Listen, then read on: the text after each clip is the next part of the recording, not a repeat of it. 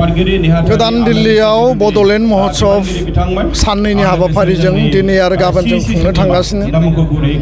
आरो बेनि जि गुबै उद्देश्य जोंनि हारिमु जोंनि राव आरो थुनलाइ जोंनि सोलोंथाइ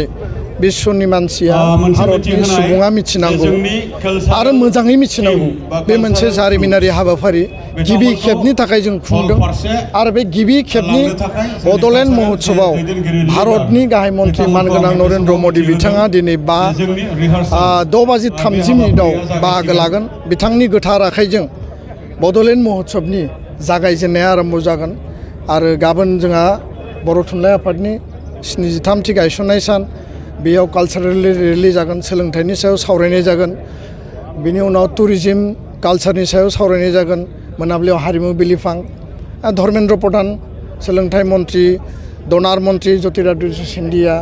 आरो ट्राइबेल मन्थ्रि जुवेल ओराम बिथांमोना बाहागो लागोन बे मोनसे मेगा इभेन्ट बड'फानि जि आदर्श बड'फानि जि गेरेमसा माहारि गायसननायनि मोनसे खोन्दो आरो मोनसे चेप्टार हिसाबै बड'लेण्ड महोत्सवनि गेजेरजों नेशनेल आरो इन्टारनेशनेल बर'फोरखौ लानानै जि मोनसे साननाय गाज्रि मोनसे जेब्लायबो जोंखौ नोजोरजों नायो बेखौ जों ट्रान्सफर्म खालामनानै बर' हारिखौ एस्टाब्लिश खालामनानै नेशनेल आरो इन्टारनेशनेल एटेनसन द्र होनायानो बेबो हारिमु सान्थि आरो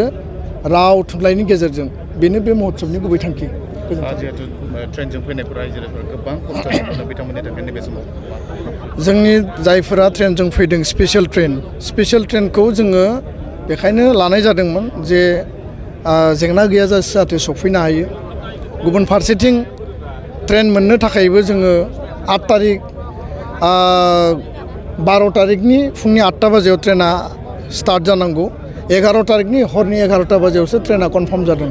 स्पेशल ट्रेन होनायखौ रेलवे बर्डआ बन्द खालामदोंमोन फुजा फेस्टिभेलनि थाखाय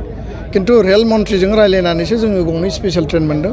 जिहेतु प्रधान मन्थ्रिनि हाबाफारि 5000 मानसिया बेयाव बाहागो लागोन बेखायनो जों स्पेशल ट्रेन बानायदों गोबां बेयाव खरसानि बाथ्रा दङ थेवबो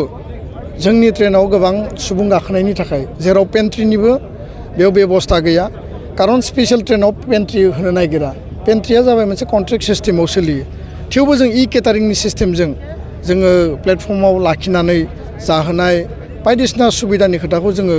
नोजोर बोनाय जादों बा खालामनाय जादों किन्तु एसेबां बुरजा मानसिनि थाखाय जेराव जोंहा 3000 ट्रेनाव गाखोनांगौमोन प्राय 4000 मानसिया ट्रेनाव गाखोबाय जों रावखौबो बादा होनो हाया दा बेखायनो जों एडजास्टमेन्टआव फैनानै दिनै बयबो खस्थ' मोन्दों किन्तु थांखिया जाबाय हारिनि थांखिया जाबाय महोत्सवखौ जाफुंहोनाय आरो थांखिया जाबाय बे महोत्सवआव भारतनि प्रधान मन्थ्रिया फैनांगौ बाहागो लानांगौ आरो बर' हारिया जे अराय सोद्रोम सिभिलाइज्ड बर' हारिया जे अराय गोथां हारि प्रधान मन्थ्रिनि गेजेरजों देश आरो दुनियाव पाब्लिसिटि एटेनसन द्र आरो बयबो जोंखौ नोजोर बोनांगौ जिहेतु बर'नि माखासे गाननाय जोमनाय मुवा बेसादफोरखौ जि आइ टेग मोनबाय बेवहाय मा मोनबाय GI इन्सट्रुमेन्ट बेयाव मिउजिकेल इन्सट्रुमेन्ट ट्रेडिशनेल ड्रेस आरो ट्रेडिशनेल फुड 21टा बेयाव डिसप्ले खालामनाय जादों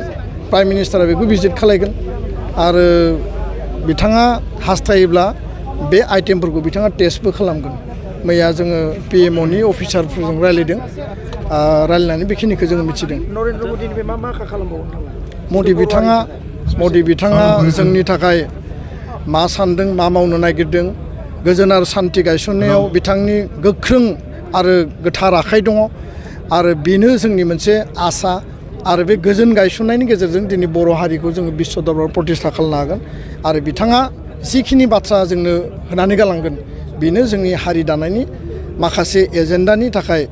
गोनां बिथिं होननानै जोङो साननानै लागोन गोजोन्थों